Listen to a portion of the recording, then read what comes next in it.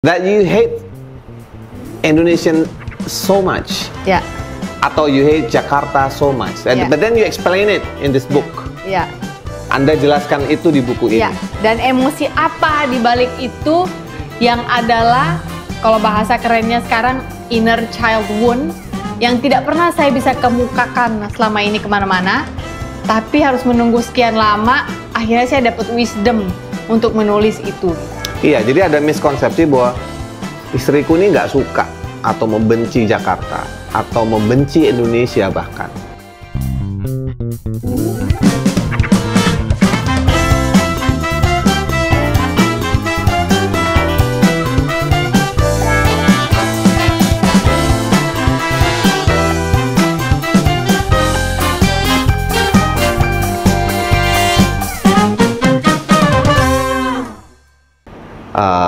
Dalam hal tertentu ya, bukan seperti wah ini musuh, bukan, tapi ada hal-hal yang dia nggak bisa terima, tolerir di situ.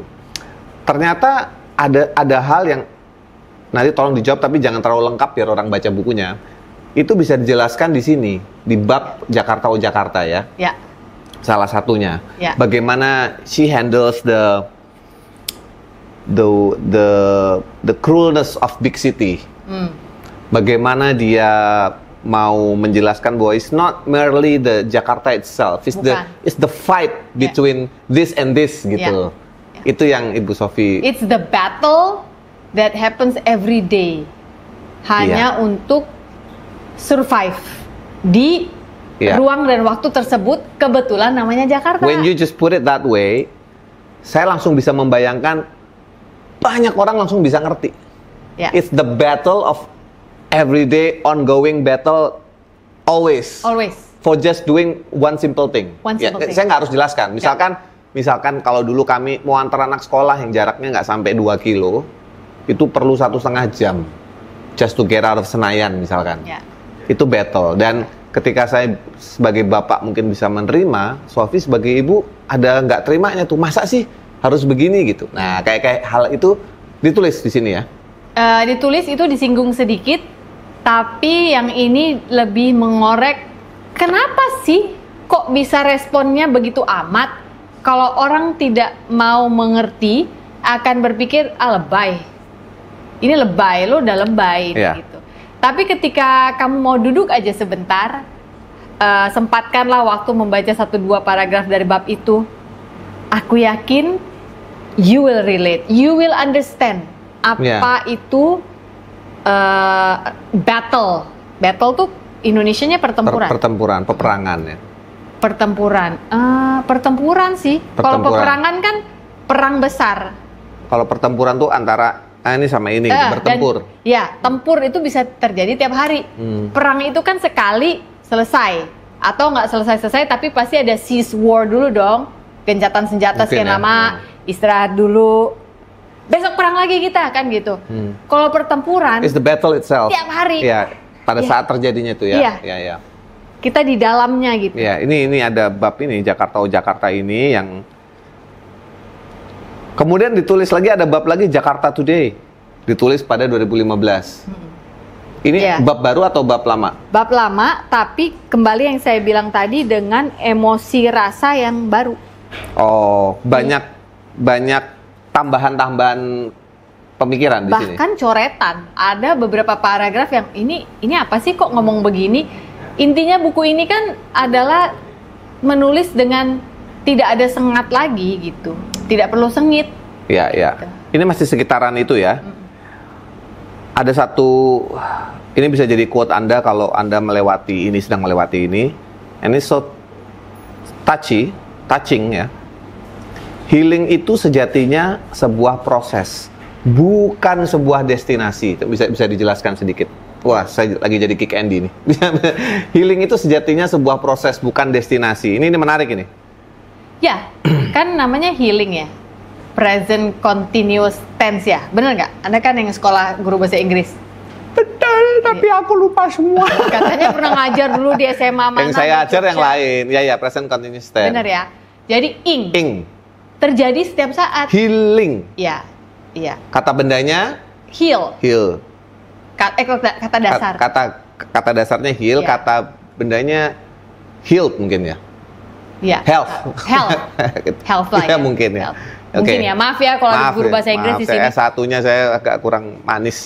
Lulusnya juga karena dipaksa. Supaya bapaknya ngasih dia kawin sama saya, dia cepet-cepet bikin skripsi. Healing adalah sebuah proses, bukan destinasi. Iya. Bedanya proses sama destinasi. Jadi sama kayak walking toh.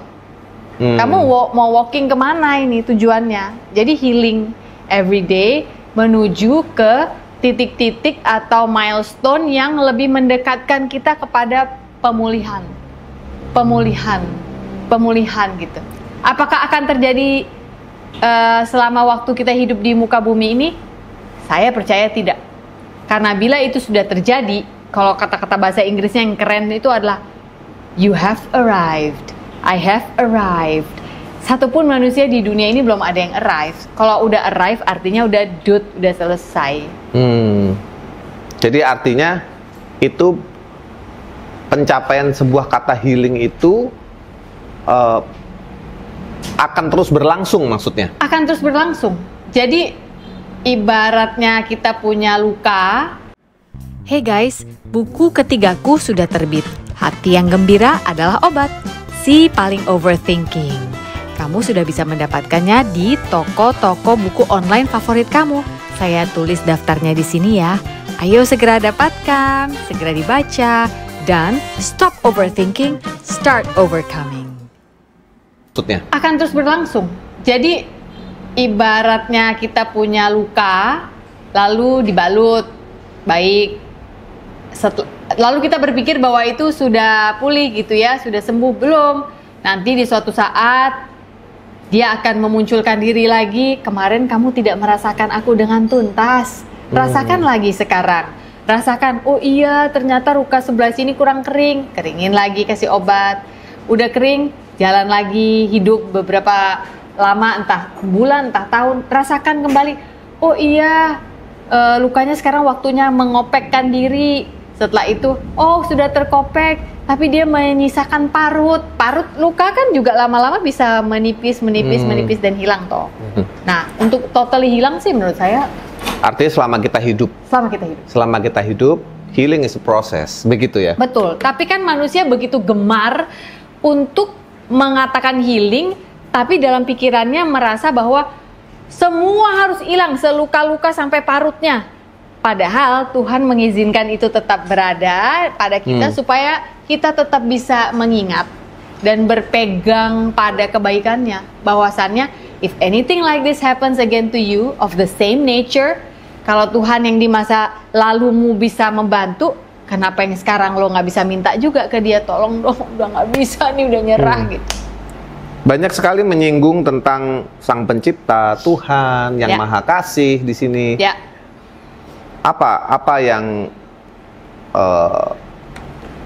apakah ini menjadi buku spiritual? Iya. Atau buku religi? Tidak. Ini bukan buku religi. Bukan. Ini buku spiritual. Perjalanan termasuk perjalanan spiritualnya Sophie. Iya. Dan Sophie ingin membagi cerita spiritual itu ke teman-teman. Pengalaman spiritual yang saya rasa dan yang saya amati, terutama ketika 3,5 tahun kita semua berada dalam masa pandemi yang mengikat kaki kita, tidak bisa ngapa-ngapain, lalu pikiran kita mulai overthinking. Ketika kaki diikat, kan selalu dibilang gitu kan, Anda tidak benar-benar terpenjara, pikiran itu bisa membawa Anda kemana-mana. Betul sih, tapi pikiran juga bisa membelenggu Anda. Jangan salah. Kalau dibilang you cannot imprison me, my mind is still free, gitu kan? Free seperti apa?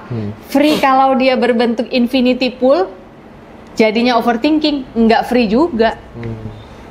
Tetap dikekang. Kalau dikaitkan antara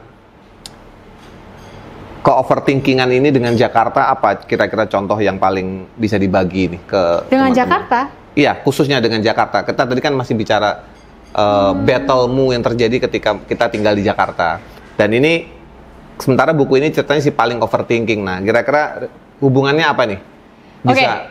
Ini bukan untuk mendiskreditkan Jakarta ya. Iya ya, kota besar, Ya. kota yang membuat kita sulit untuk Kebetulan yang dipilih Jakarta. Karena itulah yang kita semua dialami. kenal. Enggak, Kalau dan saya- dialami oleh Sofi dan saya juga. Iya, dan kita kenal. Ya. Kalau misalnya saya tiba-tiba kasih contohnya yang sesama kota besar ya, misalnya Bangkok atau Paris even atau New York, sama-sama kota besar. Ya, bisa. Karakternya mirip, kasar, bising, Ya. sibuk. Belum tentu kan bisa relate kan, karena belum tentu semua pernah tinggal di Understand, sana. ya. Jadi kalau Jakarta kurang lebih menurut pemikiran saya, kalau kata bapak gue nggak bisa ngomong pakai P, khusus kata-kata pemikiran aja sama pabrik. Yang lain bisa? Yang lain bisa. Kalau pemikiran dia pemikiran dan fabrik. Oh. Bingung kan? Padahal menantunya namanya Pongki ya, dia panggil Nggak nggak Pongki. Pongki. Ya, Nggak. ya. Tapi kamu tahu kan bahasa Indonesia bukan pondasi tapi fondasi. Nggak tahu. Fondasi. Aku Oh. kemarin dikoreksi sama editor. Oh, oke. Oke, jadi kenapa Jakarta? Karena ya menurut saya kita semua bisa relate. Jakarta adalah tempat di mana banyak orang menaruh harapan dan impiannya. Teman-teman, saudara-saudara yang mungkin tinggal di luar daripada daerah khusus lah katakan atau kota besar, selalu tertarik untuk datang ke Jakarta karena di sana sepertinya uang bergulir lebih mudah terkesannya ya. Terus kesempatan terlihat lebih banyak. Lalu ya memang pusat perekonomian kita di sana ya kan. Jadi lebih gemerlap lah gitu. Contoh adalah saking compactnya kota ini yang bisa membuat overthinking kita sehari-hari adalah malam belum tidur nih ya. Kan besok pagi udah tahu dong jadwal harus ke kantor tapi drop anak dulu, terus apa mungkin meeting, terus apa gitu kan. Itu malamnya aja udah overthinking.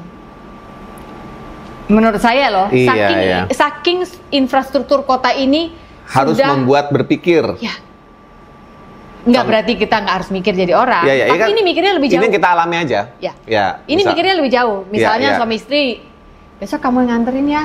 Karena kamu nanya kenapa? Kan biasanya kamu. Karena besok bosku minta aku datang lebih pagi. Oke. Jadi kita harus atur jadwalnya, mobil cuma satu nih, misalkan gitu ya. Jadi besok aku aja yang pakai motor online, biar cepet nyampenya. Kamu yang pakai mobil ya. Loh, tapi kan besok ganjil nggak genap. Oh, ada lagi, ada perihal kedua nih, ganjil genapnya. Ya. Oh gitu ya. Iya benar juga. Kalau nggak berarti kamu keluarnya lebih pagi lagi atau siang sekalian deh, supaya nggak kena jamnya ganjil genap itu. Gitu ya. Loh, kalau misalnya keluar lebih pagi, Mbok, kamu sekalian aja sama aku. Kamu akan ngomong gitu ke aku. Oh iya. Kamu kan akan lebih cepet mah nyampenya. Ya kamu tunggu aja di situ sampai bosmu datang. Iya juga ya. Loh, tapi kalau untuk aku lebih cepet, artinya aku harus bangun lebih cepet dong. Anak-anak bekalnya belum diberesin. Ini perkara mau nganter anak doang nih ya? Iya. Baru satu nih? Baru satu. Okay. Gini. Iya. Bisa lah. Masa sih nggak bisa? Udah kalau nggak nanti beli aja. Pasti di jalanan banyak kan nanti di kantin mereka ada. Beliin aja dulu, ada kok. Terus aku akan mengatakan, anaknya tuh susah dibangunin lagi kalau pagi. Kalau kamu mau suruh aku lebih pagi. Udahlah, kamu aja yang naik motor. Aku aja yang motor online gitu. Aku apa gitu. Itu baru satu perihal. Lalu kita keluar rumah, berkegiatan sepanjang hari. Kalau kita tidak berkesadaran, akan mudah sekali untuk lose touch satu sama lain. Karena kamu sibuk dengan pertempuranmu sendiri, aku juga sibuk dengan pertempuranku sendiri, si anak juga. Batasnya di mana tuh? Itu overthinking atau itu diskusi? Nah itu gimana tuh? Batasnya overthinking dan diskusi ya. Batasnya overthinking menurut saya adalah ketika sesuatu hal yang dipikirin itu dipikirkan berulang, namun seakan tidak bertemu sebuah solusi. Tidak manfaat mungkin maksudnya, apa gimana? Nggak ketemu solusi yang pas di hati aja. Kenapa nggak bisa gini aja sih, disimpelin? Ketika diskusi itu misalnya, oke, solusi ini udah sepakat kita tidur, itu berarti belum sampai level overthinking ya? Belum, kita tidur. Tapi seberapa lama seseorang bisa bertahan untuk ada di dalam pattern itu terus? Ada yang bisa loh. I have friends yang I don't mind. Lu aja mungkin lebay, kayak begituan aja lu nggak bisa, atau ya mereka nggak bilang gitu ke aku lah ya, tapi karena mereka sahabat-sahabat aku, tapi pasti ada beberapa orang yang berpikir, lu lemah, begitu aja lu nyerah gitu. Iya, ada pasti. Dan nggak apa-apa Anda ngomong orang lain lemah, itu nggak apa-apa. Tapi kan setiap orang dalam perjalanannya itu tidak sama ya. Kecepatan berjalannya, luka batin masa kecilnya, traumatik, kejadian-kejadian traumatis yang pernah dia alami yang membuat dia lebih pelan menginjakkan kakinya dibandingkan Anda mungkin gitu. Jadi nggak bisa disamain. Kalau dari definisinya kan berpikir secara berlebihan sebenarnya. Ya, overthinking berlebihan. Ya. Jadi selama itu tidak berlebihan dan tidak sampai meniadakan manfaatnya gitu. Ya. Kita berpikir tuh harus. Mencoba mencari solusi itu harus, tapi ketika itu dilakukan secara terus-menerus dan kita rasa tidak ada manfaatnya, berputar-putar, hanya membuat kita menjadi lebih khawatir, stres, disitulah kalau menurut saya batas overthinkingnya. Jadi jangan sampai kita masuk ke level stresnya itu. Berpikir harus, tapi jangan sampai, nah kalau sudah tiada guna berpikir itu terus-menerus dan berulang-ulang, ya nggak tahu nih, silakan nanti kalau teman-teman yang psikolog, yang belajar ahli jiwa, neuroscience, boleh komen di bawah, mungkin punya definisi juga, atau punya kita referensi, bisa belajar, kita bisa belajar dari buku apa, kenapa otak cenderung, salah satu survival skill-nya adalah mungkin kalau aku memikirkan ini berulang, terus aja, mungkin masalahnya akan hilang. Iya, dan kehadiran banyak hal di zaman sekarang membuat kita juga mempunyai kecenderungan untuk berpikir terus-menerus. Contoh, misalkan saya sama Sofi mau sepakat berangkat ke bandara, tapi malamnya kita atau paginya kita buka sosial media, ada kecelakaan di jalan raya situ. Pasti kita kita berpikir kan, kita harus antisipasi, jangan sampai terlambat. Nah, artinya harus bangun lebih pagi. Artinya jangan sampai salah bawa barang karena panik. Nah, kayak gitu. Tapi kalau misalkan sampai kemudian kita berpikir selama perjalanan kita berpikir, aduh mana ya, macet gak ya, aduh gimana ini ya, gimana, sampai membuat khawatir dan membuat resah dan membuat stres. Nah itu di situ kalau menurut saya. Nah ini udah berlebihan nih, udah mikirnya udah kejauhan nih, gitu. Padahal kita jalan juga belum gitu. Masalahnya nggak semua orang bisa punya kesadaran bahwa ini mikirnya udah kelebihan. Nah itu dia yang saya mau cari tahu. Di Sofi sendiri, di mana itu letak batas itu gitu? Ketika saya sudah tidak bisa punya ruang untuk orang lain, bahkan keluarga sendiri. Misalnya? Misalnya, kamu ngajakin aku, nonton yuk kita. Aduh, udah deh, aku tuh lagi ribet banget. Padahal ribetnya di sini. Iya, tangannya nggak ngapa-ngapain, badan nggak ngapa-ngapain, ribetnya di sini. Iya. Iya, setuju ya. Itu namanya overthinking itu. Itu udah bahaya banget. Tapi kita berpikir kita sibuk. Rasanya rasa sibuk. Wow, itu akan sulit dipahami orang yang tidak memahami tidak memahami rasanya si orang itu, tidak. Tepat berarti Anda membaca buku ini atau menonton episode ini karena siapa tahu Anda harus mendampingi orang yang pikirannya seperti itu. Anda kan yang lebih punya banyak ruang dibandingkan si orang yang itu yang udah sampah emosinya nggak dibuang. Hari-hari nambah lagi. Jangan-jangan Sofi nulis ini untuk membuang ke-overthinkingan itu menjadi bentuk yang lebih struktural. Jadi ini output gitu. Output dari what's happening in your brain, in your mind, yang harus distrukturkan. If not, you'll be stressed out gitu. Sebenarnya aku ada cara lain sih melakukan setelah belajar membuang sampah emosi bertahun-tahun dan saya pikir saya udah mahir, ternyata masih belum mahir, masih ada avenue lain yang harus dipelajari gitu ya. Tapi bisa dikatakan technically mungkin begitu. Tapi tidak dalam bentuk sampah. Jadi, nah ini ada cerita lagi. Ini kan gini nih covernya. Ya.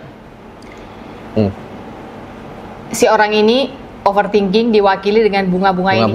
tadinya tuh awalnya aku di pitch idea dari si ilustratornya ini tuh awan-awan. Nah, yang awan-awan aku tolak. Karena menurut aku, udahlah orang overthinking isinya awan, don't remind them. Oh, then why flowers?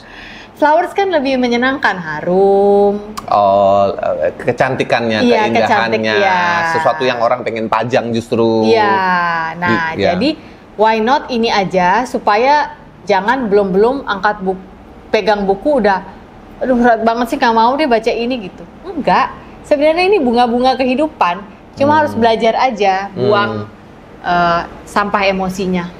Oke. The Jakarta Story Anda bisa baca di buku ini, Hati yang Gembira Adalah Obat, edisi Si Paling Overthinking.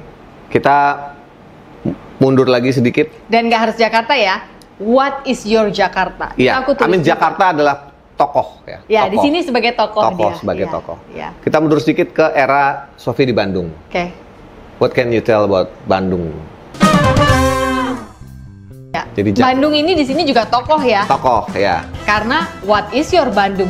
Ya. Who is your Bandung? Karena bisa who juga. Orang yang ketika kehadirannya ada di dalam hidupmu, kamu ngerasa bebanmu lebih terangkat, terbantulah gitu. Apa yang bisa diceritakan tentang Bandung? Jadi waktu saya usia 17 mau 18 itu, saya mengambil keputusan terbesar pertama dalam hidup.